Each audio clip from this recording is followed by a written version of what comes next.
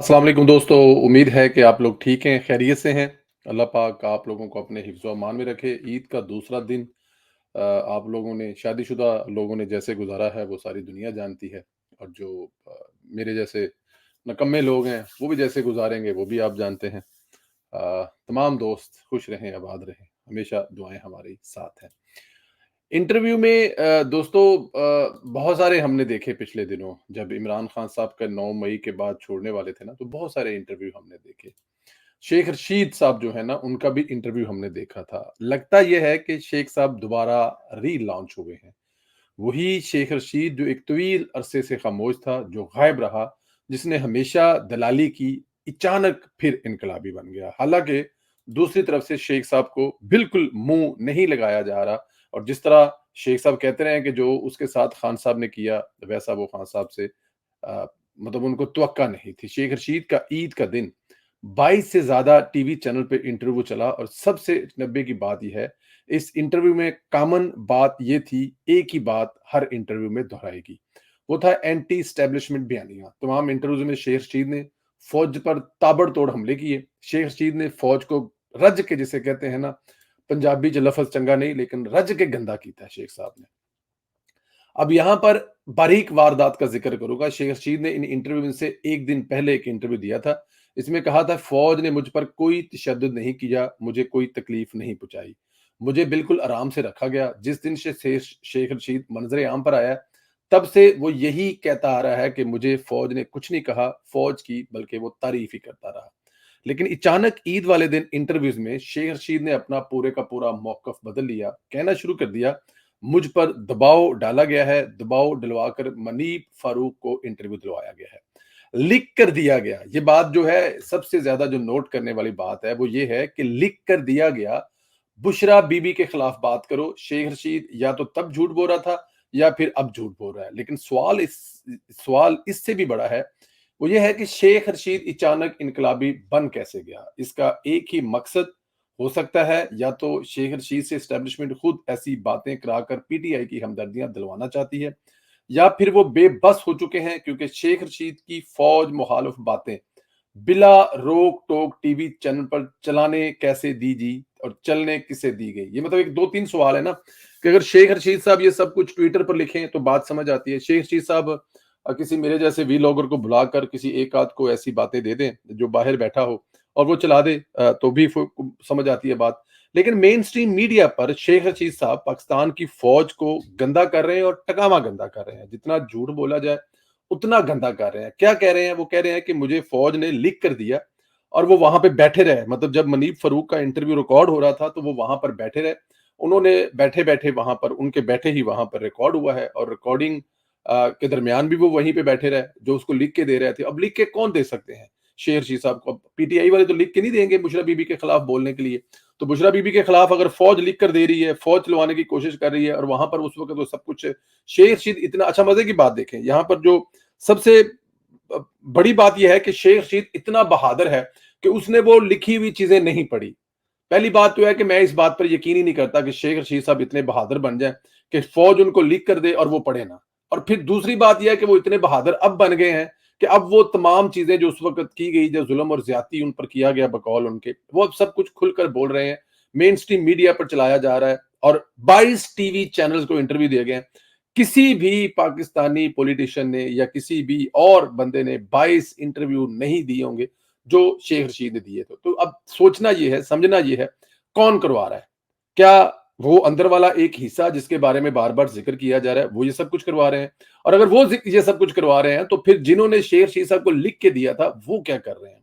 कहाँ गई मुल्क की सलामती? कहाँ गया डैमेज करने वाला बयानिया जो रोकना था? कहाँ गई आपकी फायरवाल? कहाँ गई आपकी पिछले 1.5 साल में जो आपने किया कराया? सारा कुछ तो शेख रशीद साहब के इंटरव्यू ने, मतलब अगर देखा जाए तो 0-0 कर दिया। तो शेख रशीद ने एक दफा फिर बुशरा बीबी और इमरान खान को हीरो बना दिया।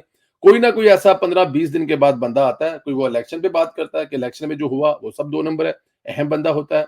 फिर शेख रशीद साहब जैसे बंदे आते हैं। अब देखें, हो सकता है कि अगले 2-3 दिन में कोई और इंटरव्यू देने वाला भी सामने आ जाए, उस्मान डार भी आ सकता है। और बहुत सारे लोग हैं जो भागे हुए हैं, वो सारे के सारे आ सकते हैं और कह सकते हैं कि जी उस वक़्त जो कहा गया था, हमें हमें डराया धमकाया गया था और सारा कुछ फौज ने किया था। ये सब कुछ हो सकता है आने वाले दिनों में। सवाल जो आपके लिए छोड़ के जा रहा हूँ, ये सब करवा क्यों रहा है? चैनल को ज़रूर सब्सक्राइब कीजिएगा, मैंने शुरू में नहीं कहा। दूसरी तरफ ईद के दिनों में पीटीआई ने पाकिस्तान के खिलाफ एक और मुहिम शुरू करी। इस मुहिम में अब टारगेट चाइना है। चाइना की सरमायाकारी को टारगेट किया जा रहा है। पीटीआई ने एक नॉर्मल से अंग्रेजी अखबार में स्टोरी लगवाई है। चाइना ने पाकिस्तान के साथ तलकात को हाई लेवल से लो लेवल तक कर दिया है।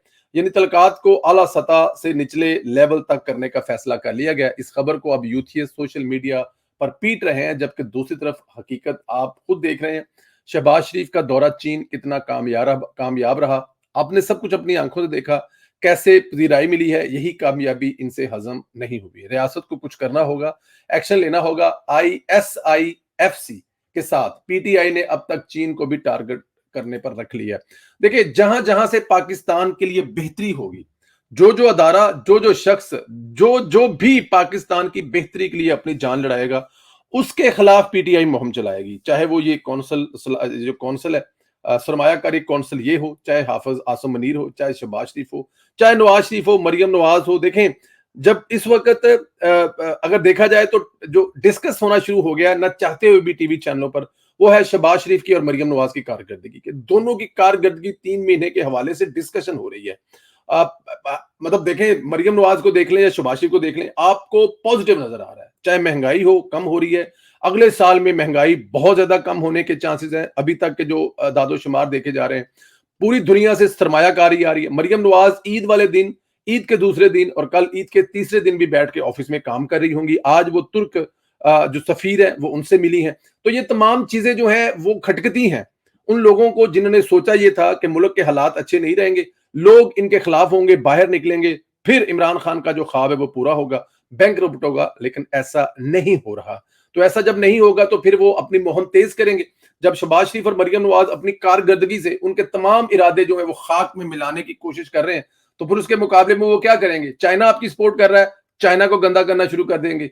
ये जो कौंसल है जो जाहिर है दूसरे मुल्कों से इन्वेस्टमेंट लेके आ रही है, इसके जरिए, इसकी गारंटी के जरिए जो है वो इन्वेस्टमेंट आ रही है, उसको गंदा करना शुरू कर देंगे। इसके अलावा जो भी उनके रास्ते में आएगा, ये उनका मिशन है। यही इमरान खान का पहले दिन से आखिरी दिन तक जो टोटल इमरान खान का फोकस है कि किसी भी तरह से मुल्क खुशहाल नहीं होना चाहिए, लोग खुशहाल नहीं होने चाहिए। मुल्क खुशहाल होगा, लोग खुशहाल होंगे, महंगाई कम होगी, तरक्की होगी, लोगों को रोजगार मिलेगा, तो इमरान खान का झूठा बयानिया नहीं बिकेगा। भूख, गुर्बत, अफलास चाहिए इमरान खान को, क्योंकि जिन माशरों में भूख होती है, अफलास होती है, गुर्बत होती है, वहां आप लोगों का मजहब भी चेंज कर सकते हैं। वहां पे लोगों से आप मुल्क से नफरत भी करवा सकते हैं। जो आप बीज बोना चाहें बो सकते हैं, क्योंकि लोगों को 2 वक्त की रोटी के लिए किसी भी जगह पे किसी भी तरह इस्तेमाल कर सकते हैं। तो यहाँ पर खान साहब जो उन्होंने टारगेट भी खाते पीते लोगों को किया हुआ है, बिजनेसमैनों को किया हुआ है। जाहिर है अच्छे जो खाते पीते हैं ताकि वो अपनी इन्वेस्टमेंट भी कर सके, और खान साहब उसमें किसी हद तक कामयाब है। लेकिन मुझे लगता है कि ये जो मौजूदा कॉम्बिनेशन है ये काम नहीं होने देगा। किला तीतर और शाहिद खान अफरीदी, क्या तल्लक है, वो भी आपको सुनवाते सुबह हैं। सुबह उठे तो एक लड़ाई चल रही है सोशल मीडिया पर। इमरान रियाज साहब, जाहिर है न्यूज उनको यूट्यूब के लिए मवाद चाहिए, और यूट्यूबर का सबसे बड़ा प्रॉब्लम ये होता है कि उसने अगर दिन में 1 वीलॉग करना है या मेरी तरह 3 वीलॉग करना है, तो उसको सामान तो चाहिए ना। बगैर सामान के वीलॉग कैसे होता है? तो उन्होंने इस वक्त उनको पता है कि शाहिद अफरीदी जो है वो जाहिर है लोगों का हीरो है, लंबी क्रिकेट खेली है, और खास तौर पर जो यूथिये हैं वो जब कोई बात शाहिद अफरीदी के खिलाफ की जाए तो वो बड़ी खुशी से सुनते हैं और बड़ी खुशी से वायरल करते हैं। तो इमरान रियाज साहब ने ये जो मौजूदा क्रिकेट की तबाही है या मौजूदा क्रिकेट का जो हाल है, या जो ये अभी वर्ल्ड कप से पाकिस्तान की टीम जो है बाहर हो गई है, उसका जिम्मेदार डायरेक्ट इनडायरेक्ट जो है वो शाहिद खान अफरीदी को ठहराया है। उन्होंने कहा जी कि शाहिद खान अफरीदी जो है उनके दामाद हैं शाहीन खान अफरीदी, अगर वो उनसे दूर हो जाए तो पाकिस्तान की भी क्रिकेट बच सकती है। शाहिद अफरीदी के जो दामाद हैं शाहीन अफरीदी, उनकी भी क्रिकेट बच जाती है। और शाहिद अफरीदी जो है वो कर रहा है, कभी किसी दफ्तर में बैठ जाता है, जाके बड़े बड़े लोगों से उसके तलकात बनाता है, और जिस तरह करके भी है वो इमरान रियाज खान साहब ने उसको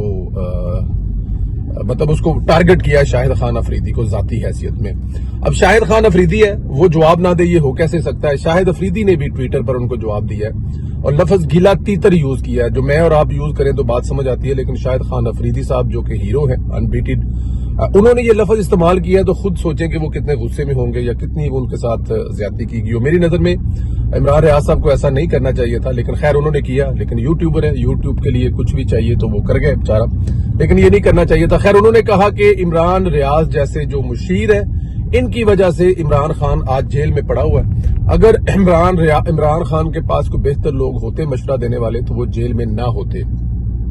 उन्होंने साथ में ये भी कहा कि मैं इतना फजूल आदमी नहीं हूं, मुझे अपने फलाही अदारे के लिए बहुत सारा काम करना होता है। ये मेरा आखिरी जवाब है गिले तीतर को, इसके बाद मैं जवाब नहीं दूंगा। दोस्तों, ये असल में जो मैं आपको कहानी पे लेके आता हूं, इसमें जो सबक है वो ये है कि इमरान खान साहब के बारे में आप ये कह सकते हैं, हम कहते हैं सुबह शाम, कि उन्होंने कौन सी ऐसी जगह है, कौन सा ऐसा घर है, कौन सा ऐसा अदारा है जहां पर उन्होंने डिवाइड पैदा नहीं की। अब इमरान रियाज खान साहब जो है वो शाहिद अफरीदी पर इल्जाम लगा रहे हैं, जो कि इंतहाई गैर मुनासिब है। शाहिद अफरीदी, जिस तरह इमरान खान साहब किसी दौर में पूरी कौम के हीरो होते थे, और फिर इमरान साहब खुद सियासत में आए और वो एक खास जमात के हीरो बन गए। इस तरह आगे जाकर सिर्फ और सिर्फ शाहिद खान अफरीदी सच बोलने की पादाश में जिस तरह यूथिये जो है वो ट्रोल करते हैं या जो करते हैं वो भी आपके सामने है। तो इसमें जो वजह बनी वो इमरान खान की सियासत, नफरत की सियासत, खाली सियासत तो चलती रहती है इस मुल्क में, चलती रहेगी,